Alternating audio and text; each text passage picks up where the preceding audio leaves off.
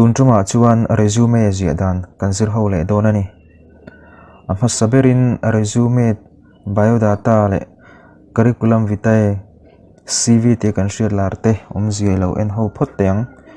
resume ti kan ti chuan kan background le kan thil ti essay anga ziak hi ni maya biodata kan ti chuan kan qualification appointed te zia tlar dia dang chi kha ani le ya curriculum vitae CV kan ti chuan resume le biodata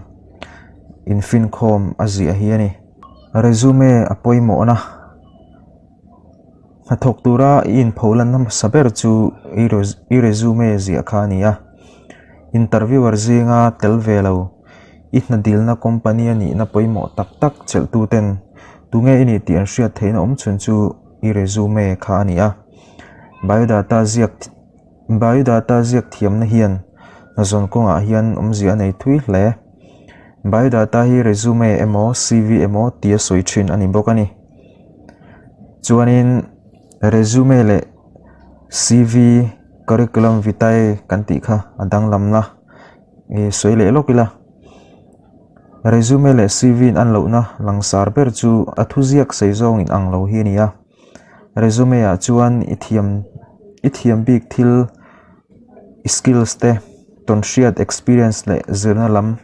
education zi alan ani thina phek khat emo phek ni emo vel ani tlang pui curriculum vitae CV ero hi chu resume ain aseizoka atlem bera phek ni emo phek thum matal zia thin turani chuan resume zia dan kan zir ho lenga tuna kan hmuang hianin asabera chuan name horopuin capital letter ngein kan zia kanga chuan ming lam toy anga zia lo turani a full name azia turani chuan meichia kan ni chuan miss emo mistress MRS MS emo tia zia turani a mingma zia turani an title khan chuanin mi patan chuan Mr emo Street emo alam toin MR dot emo Street emo da thin turani pahnina chuanin address a hian ming zialan nge turani a kan ming kan ziak saberanga postal address kan ziak lenga a thei chuan landmark kan address chiang thei turin kan ziak tel bokang house number street number chiang taka zialan turani chuan phone number le email te po zialan bok turani thumna chuan date of birth hi metric school certificate akan zi ang khan zia turani a du zia kuala phu achop lo turani nationality te father's name kan ti te educational qualification kan ti te educational qualification a hian tabular form a table ang chi kha khatiang khan zi atha a mark sheet a tarlan angin a table siama chuan kan HSLC le graduate le postgraduate kan tiang chi te khatiang khan kan tlar thadiat donani chumi hnuwa chuan professional experience kan ziak lenga heta hian na kan lo tho to na te experience kan lo nei na te company kan lo tho na te emo tho mek na te tin kan hlo zat ang chi te po kha chiang taka a thei chuan table anga zia le te kha that hle ni chuanin project work kan tiang chi te tin practical training kan nei ang chi te computer course kan ti a khatiang kan nei ni kha chuan khatiang chi te kha zia lana that hle ani chuanin number 9 a hian extra curricular activities omle ta hian zirna lam ni lo sports lampang te culture lampang te khatianga hlo tlina kan lo nei tong chi kha zia thei ni chuanin strong points kan ti ta hian strong points kan ti hian kan that big na le kan chak big na lai kan mi mal nu na kan that big na kan chak big na kan strong big na ating chi kha zia tur ani a chuan weak points om le ta tai chuan kan chak lo na kan niam na aneng chu khata khan kang te kan zia kanga amero chu weak points kan te hian film khur tur ani a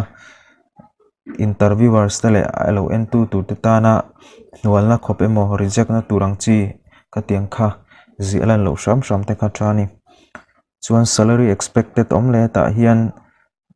post kan dil tur zir khan thlo be se za tang kha ati na ni a amero chu mi thlo kha sang lu tuk te emo ka tianga vati kha a thaber lawa kan company thona azir te khan a thei sham chuan negotiable emo indoor khatianga inbiak rem na ang chi negotiable azi mai kha to kani poisa sing khatemo sing thumemo sing hemo khatianga fix burai chuanin negotiable wati mai te kha a fin thla kani chuan to bera hian reference ti ni a reference a hian kan ayo turaimo khatiang chi khada turani a professor te magistrate te doctor te gazetted officer kan tiang chi te kha man thei ani a chung mi de chu inung chang te nangma character sheet pui tu dura I reference ten ni a ti chuanin anma ni kha company in inung chang le chan chin an hriat du huna pianga an zo thei tur khan an address te an number ten email te tiang zong kha chip chiar takin iziak don ani chuan a thei chuan pakhat mai ni lovin reference nangma hriat pui tu witness angani chu kata khan pahni pathum te po zia kha poimi alawani khang kha resume zia dan tlang pui chu ani chuan CV curriculum vitae hi en le lokila ta hian contact information te oma ni chiang kan soeng khanin CV le resume an lo na chu curriculum vitae kha chu asei dewa claimin asei shata chu ni de umaya claimin a detail te na ni chu contact information apo name address telephone te email te oma personal information tuna kan mong hian date of birth place of birth te citizenship te marital status children spouse name teng chi te kha kan ziak theya tin kan employment history a te khan na kan lo tho to na song te kha chronicle order in kan list thanga kan position te kan lo manager kan ni na emo khatiang kan post chi te kan ziak anga work history chuan academic position te research and training kan tiang chi zong experience kan ni nang chi te kha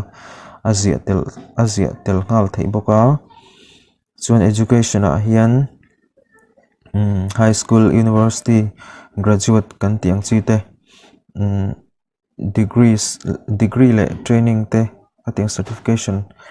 kan lo ni na zong ang chi te kha azia thei ani professional qualification a hian chia kan soeng khan